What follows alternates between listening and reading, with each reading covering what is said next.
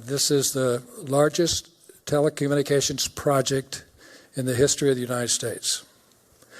It's going to cover every square meter of land in the United States.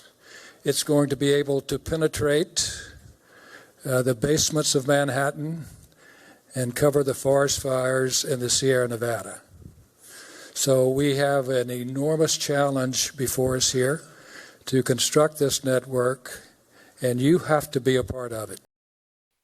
The events of September 11, 2001 are often cited to show the need for greater interoperability in communications between first responders. And in 2012, acting on recommendations from the 9/11 Commission, Congress passed the Middle Class Tax Relief and Job Creation Act, which established the First Responder Network Authority, known as the FirstNet Authority. Under the Act, FirstNet is required to be self-funded beyond the initial funding they received by monetizing the 700 MHz spectrum and collecting fees. According to many reports, in 2017, the FirstNet Authority awarded a 25-year, $6.5 billion contract for AT&T to build, operate, and maintain the network. I find that $6.5 billion amount curious, though, because I was watching FirstNet when they gave AT&T the contract, and back then it was reported to be for $100 billion, and that the $6.5 billion was only for the first 5 years. The contract is designed to allow AT&T to bring in new technologies as they become available, including 5G capabilities.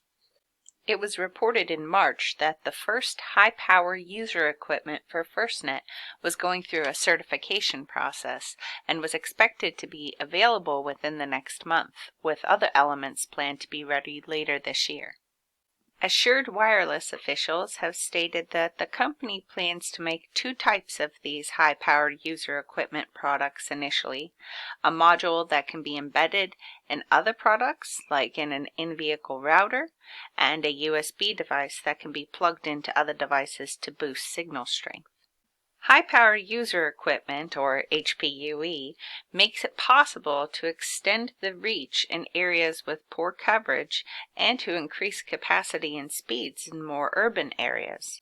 Its use is restricted to the public safety portion of Band 14, and instead of being governed by the FCC's rules for cellular service under Part 22, HPUE falls under Part 95, which is for public safety.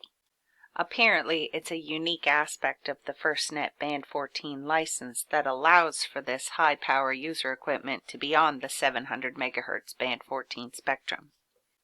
The 700 MHz spectrum is considered prime spectrum. Its propagation characteristics allow the 700 MHz signals to penetrate buildings and walls easily and to cover larger geographic areas with less infrastructure. It's reported that using this HPUE will increase existing Band 14 coverage by as much as 80%.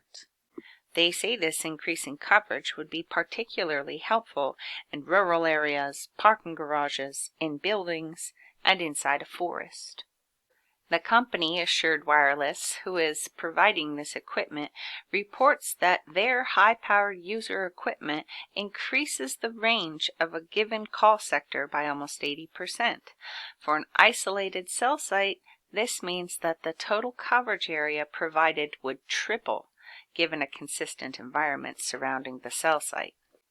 The typical cellular devices transmit signals using a maximum of about 200 milliwatts of power, but these high-power devices operating on Band 14 are permitted to transmit signals using 1.25 watts, 6 times the normal cellular power level, which greatly enhances the effective range for users.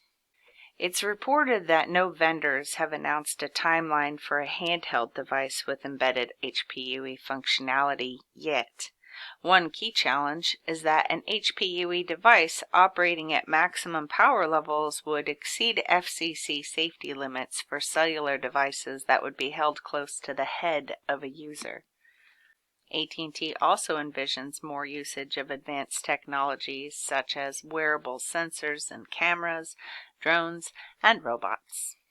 You may have heard the reports about companies like Dragonfly gearing up to fly their drones and enhanced camera technologies to police the skies as a result of the current situation. Drones have been in the plan for FirstNet all along.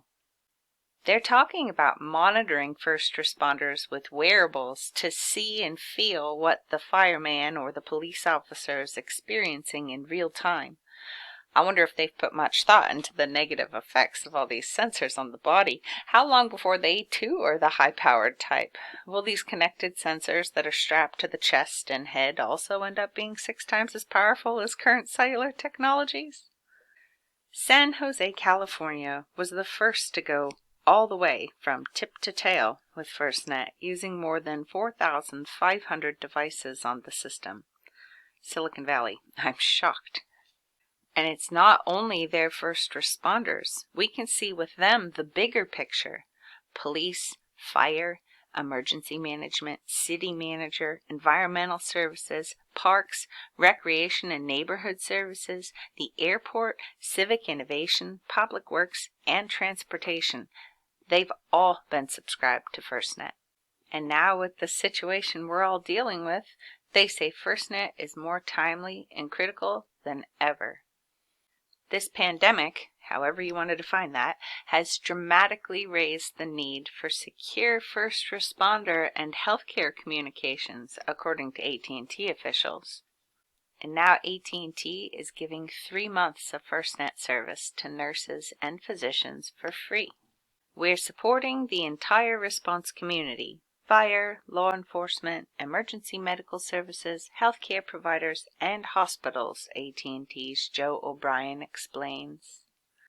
I have retired healthcare workers, firemen, and police in my family, and I understand that these are dangerous and difficult jobs, and the desire for added security and safety, conveniences, it's understandable. But I think it's dangerous to go the route being offered by the technology companies and pushed by the governments. People in these fields need to have the skills and gain the experience to fulfill these tasks well. I think it's folly to outsource any of that to gizmos, especially when those gizmos require even more powerful signals to be broadcast. They want these things to be all around and on you. It's a slippery slope we're on. We put too much in the hands of big tech. Technologies fail, unexpected gaps in the system, and the people behind this want you to trust your life to their creations. Are the measures being taken by the government being done so that you can better serve us? Or is it really just to make it so that we're all even easier to monitor and control? In addition to the health concerns that many have raised over the rollout of 5G, its deployment also facilitates data collection on a scale never before seen, with real-time surveillance capabilities through drones, security cameras, sensors, and more, all being fed into the machine. I just hope that you think about the bigger picture here. Who's winning really by us accepting and using this technology-based everything world? You've promised to protect and serve us. I had to let you know what you're getting yourselves, getting us all into with this FirstNet that's being cast over the nation. Every square meter of land in the United States. I'd really love to hear your thoughts on all of this, especially if you're a first responder. Please leave them in the comments below, and as with all of my videos, the sources are linked below. I'd appreciate your help getting this information out. Please feel free to upload this video anywhere that you're able. Thank you.